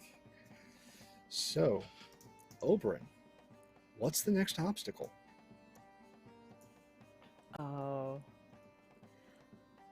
I also love American Ninja Warrior and all those wonderful shows, but I'm gonna take it back to doggo agility courses. Again, I'm being accosted by my cat. Come on, buddy. And we're going to do the seesaw, the dreaded seesaw. So I imagine it's like much bigger, obviously scaled for these doggos. And the trick is to, you know, get up there and then balance as it lands on the other side and then continue on to what the next obstacle is. All right, how does Oberyn handle this wipeout scale seesaw? He is going to just full sprint it. He's not really thinking through. And then as it starts to teeter, that's when he hesitates, like, oh no. And manages to stay pretty well balanced, but as it kind of comes to a thunk, like as it hits the ground, kind of tumbles forward and turns it into like a little acrobatic roll and just kind of lands and is, again, big smile on his face. He's having a good time with this and kind of moves aside to see how the other dogs handle it. Excellent. Hanklin, how do you tackle this part of the course? Hanklin tries, but did not have the opportunity to watch as he did in the last time. And so he goes and he just trips and he eats it. And he eats it so hard, he actually knocks over the seesaw and like busts the wind out of him. He's like, oh, I'm fine. Oh, no, I'm fine. And just rolls over onto his back and lays there for a minute. I'll fix it. Just give me a second. I'll fix it. Before you can try to fix it, a couple of beavers just come by and put Hanklin on the stretcher and carry him to the next part of the course. While the ducks wearing hard hats come by and with a duck-sized crane right the seesaw back on the course. And the next one to attempt this now dreaded seesaw is Raven. Mm-hmm. So, this is one that Raven actually has some experience with. It was one of the first little points of training for footwork that the dog who trained her, Lady Molly Bluetick, was one of the first training that she received. So she's already familiar, and she runs up, and about a little past halfway as it starts to tip, she just kind of stops and she steadies her stance as it comes down, taps the ground, bounces a little bit, and then comes back to a full rest, and then she just calmly walks the rest of the way down. Well done. How does Bubz handle the seesaw? Bubz doesn't fully understand the concept of the seesaw, so Bubz stands on one end, carrying a rock that he used to stand on earlier, and throws it at the other side of the seesaw. I'm going to do something that I don't normally do too often, but it seems to be just the fate of this season. I'm going to roll a happy sad die and just see how this goes. Okay. We got a mild happy face. So with the mild happy face, the rock lands on the other end of the saw with some force, and Bubz, a la Jackass Forever, is launched into the air with some force, and lands safely in the newly constructed duck pond. Wonderful. Daxi, how do you tackle the seesaw? Daxi's been doing a bunch. She's like, okay, we're gonna actually, try and do this nice and fair and everything. But at a certain point, it's just like, I mean, this isn't actually how I normally do things. So we're gonna cheat. And by cheat, I mean Daxi's going to cast. Daxi's gonna start at one end of it and just kind of, and then sort of, I don't know how subtly she'd do it, but subtly try and cast floating disc on the other side of the seesaw, so it's always perfectly balanced as she goes over. This is the first spell you've seen her cast, so it's like, maybe if you're paying attention, maybe if you know, you know, and if you don't... Because, specifically, your history with Roll20, I want you to give me a no Arcana roll. Okay. And see how this Oh, goes. good. This will go one of two ways with my luck. Yeah. 25. One of two Roll ways. 20 is with you today. and with that, this is so sneaky, so subtle. Like all of Daxi's bombast hides this cunning mind and skilled artisan. And with that, like, the subtle energies of the weave of magic are brought together, bent by Daxi's will to just smooth out this obstacle and make it seem effortless.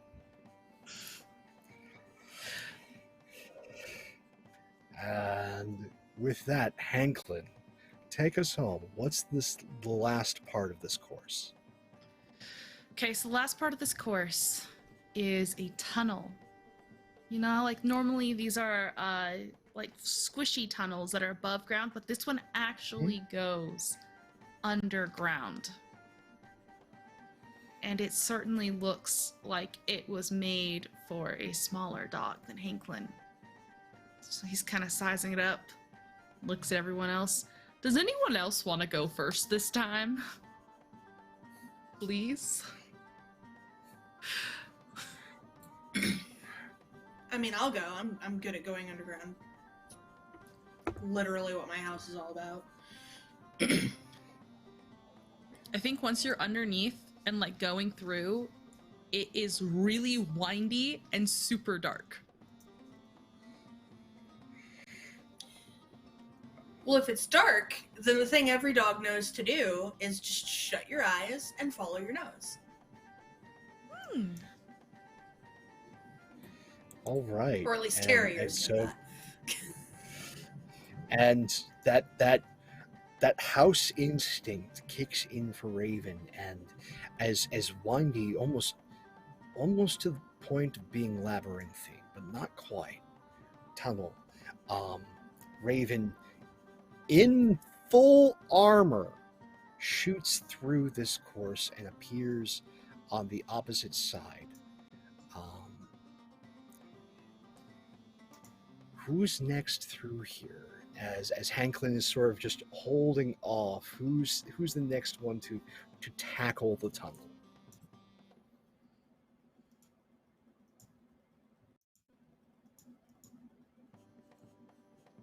You know what?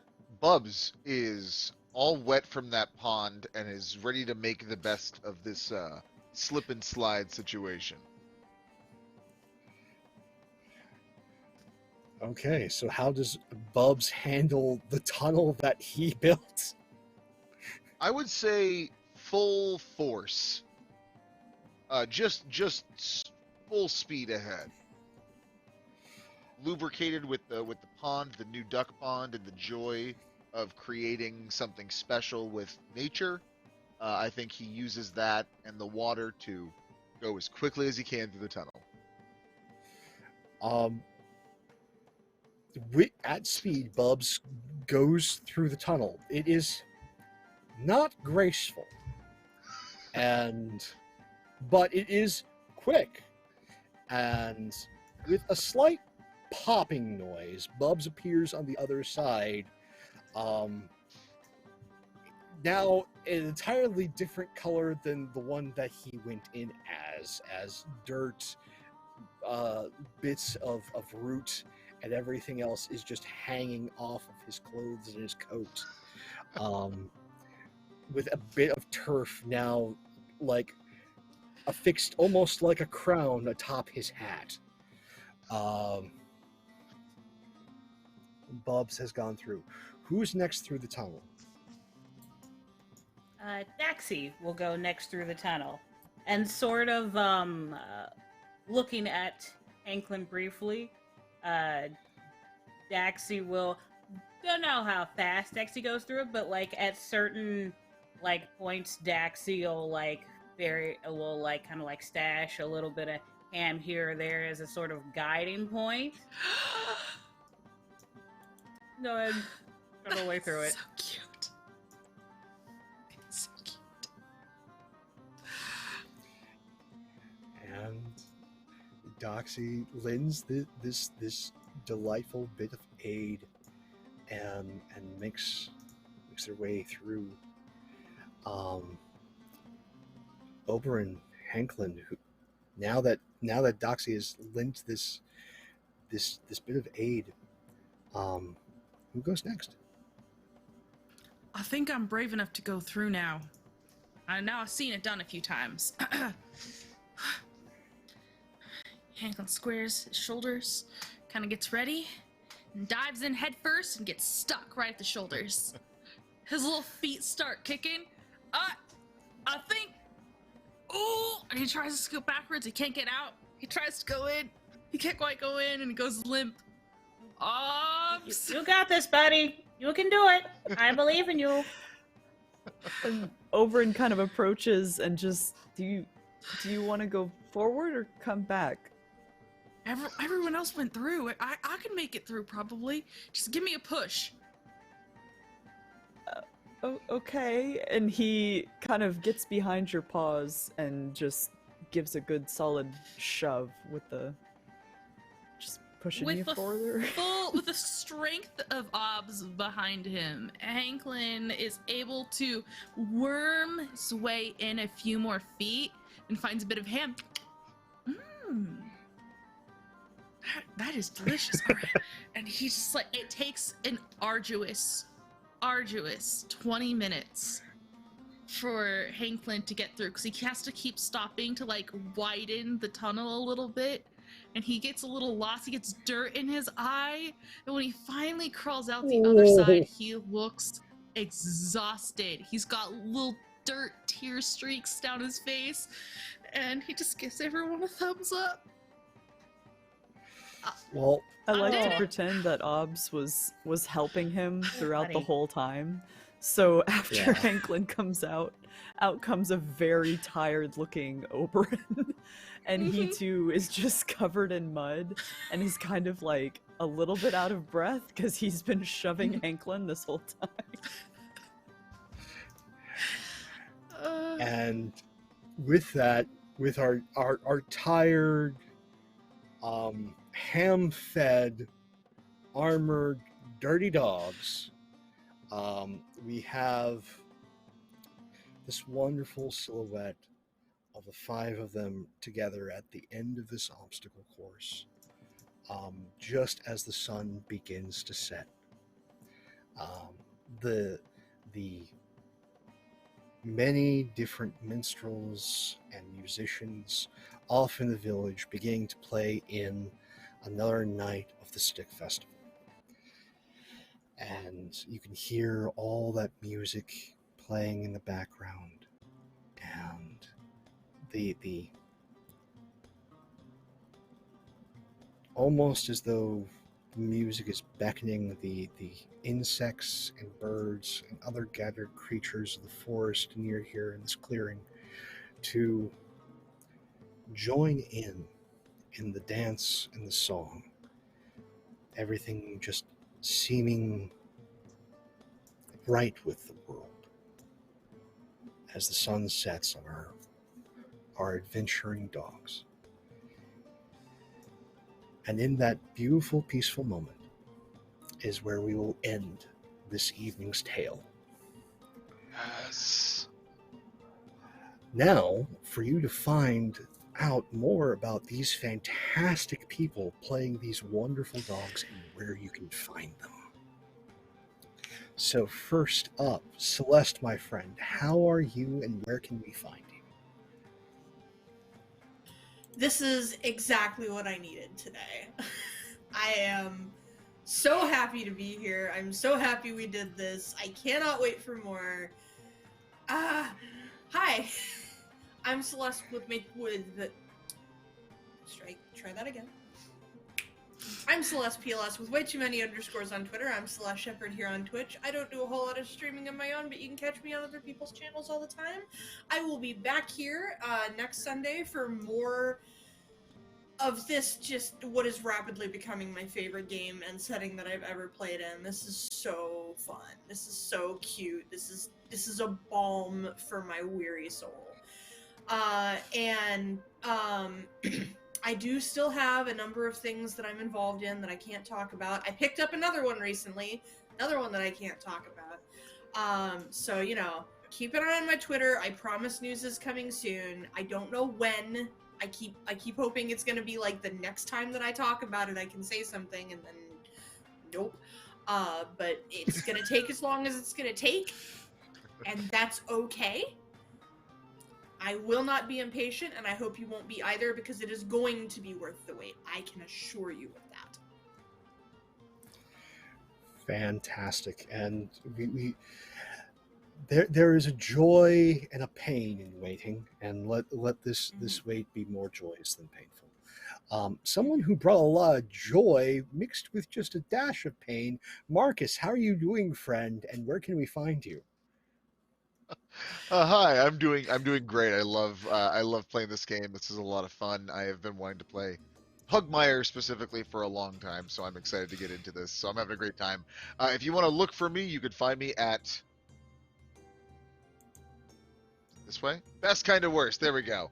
That's where you can find me at on Twitter and Twitch.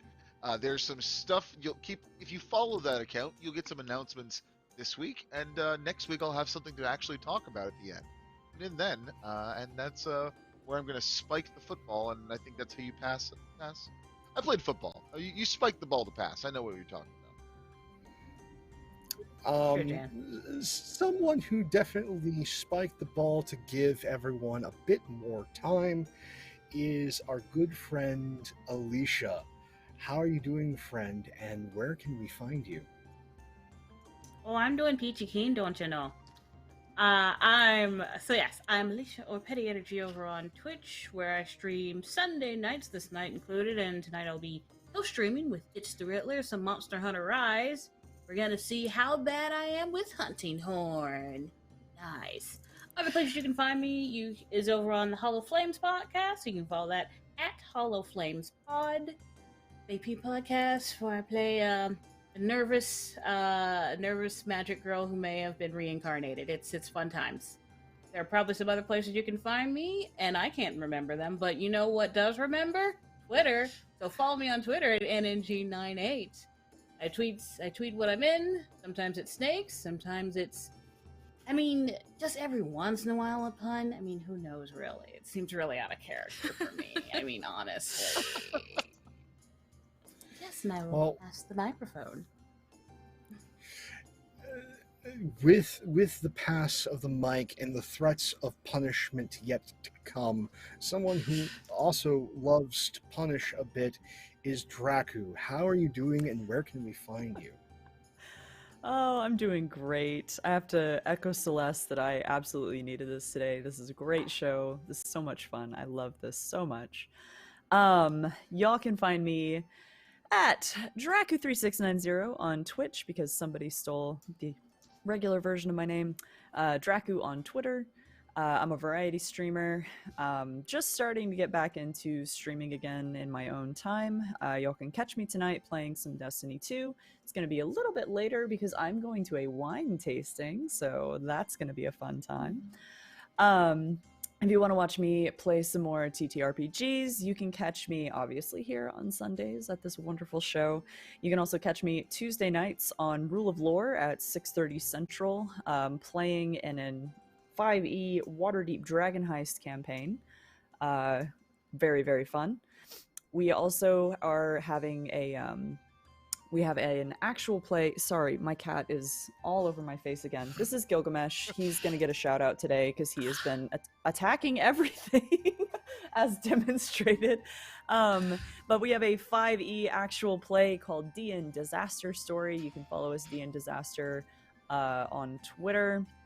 And we are a bunch of characters who put intelligence as their dump stat. So it's a really fun podcast, really great time. And we just released another episode this past Saturday. Yes. So there you go. Check it out. Fantastic. And someone who definitely does a fantastic dog, and just brings so much joy, love, and while it's about dogs, there's an element of humanity to everything they do. That is M. How are you doing, and where can we find you? I'm doing well. I'm going to echo what everyone else said and say this is the wholesome content that I needed today. Like, definitely. Thank you so much, Pope. You did an amazing job, as always. Really appreciate the invite to be here. If you want to see more of this dorky face, I am all over the place. On Monday nights, I DM 5e. I have a homebrew that I'm running Monday night, 7:30 Mountain Standard Time. It is, we're using the modules from Candlekeep Mysteries, and we're calling it Candle Geek Mysteries because I'm from the level 1 geek team. And so we have to make those puns as often as we can. Tuesday night, I am also on my channel where I am playing Midge, a little kobold who's obsessed with hats. I wear a different hat every single episode. And we are having our cast Q&A recap. We have 12 players, if you can believe that. 4 guilds, and we cycle jobs where we like team up with each other and try and win a fortune. So it's a competitive TTRPG experience, and we have arena sessions where we have games and we all like combat it out. It's a really fun, creative time. The GM for that is just a genius when it comes to balance. So definitely come by, ask questions. We're gonna have a lot of fun. Wednesday night, is it this Wednesday night? I'm going to go play over with Victory Condition Gaming, I think. No, that's next week. This Wednesday night, I am playing Monster Hearts in honor of Valentine's Day, which is coming up. So we're going to do like sexy fun times, which will be hilarious hijinks. It'll be great. I think that's everything I have for this week. I think. Well, who knows what I'll have next week? Good to know. Who knows, indeed. As I've learned nothing else when it comes to the past couple of years, it is important to have good people in your life. These are all good people with so many different projects. Seek them out, follow them on Twitter. It will add more joy to your life, I guarantee it. If you are interested in seeing more of my silly face, you get a number of opportunities throughout the week. First coming up next is on Monday, 8:30 p.m. Eastern, back here on Weave the Tale. We continue on with Symbaroum. Actually, no, we're off this week. Yes, the holiday.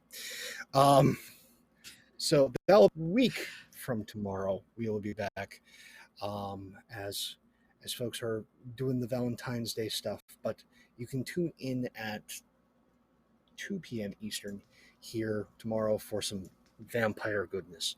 So next up for me will actually be Wednesday over at 2 p.m. Eastern on Follow Black Cats, where I do something completely different and play the most despicable spy that I have ever had the pleasure of playing. There's going to be a spot of ultra-violence, I guarantee it, and if you want to see explosions and a bunch of walking disasters, tune in for that. And then I'm kind of having a relaxing week this week. It's kind of stunning. We'll be back here on Sundays for more of this, but I do want to plug one last thing. The wonderful folks over at Critical Misses and that incredible team have sought fit to give me a shot at running masks on their channel. So Awesome. if you want a chance to play some collegiate, because everyone does the high school thing. I am a child of the late 80s and early 90s. Give me the Spider-Man story in college. So if you want some collegiate superhero times, head over to my Twitter or Critical Misses Twitter and hit up that application. We are looking for a diverse and motivated cast, and I am looking forward to telling those stories. It's happening soon, so try and get those apps in before Wednesday. And thank you all watching live, VOD, YouTube, wherever you are. You're much part of this as we are, because the story is nothing without its audience. Thank you all so much. Take care. See you next week.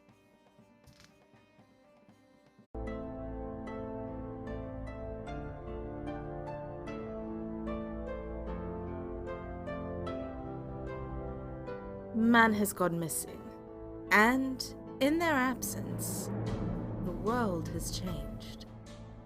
In many ways, it has become a wide frontier filled with peril and adventure. The dogs of Pugmire seek to uncover the artifacts that man has left behind, protect the weak, and guard against the forces of the unseen.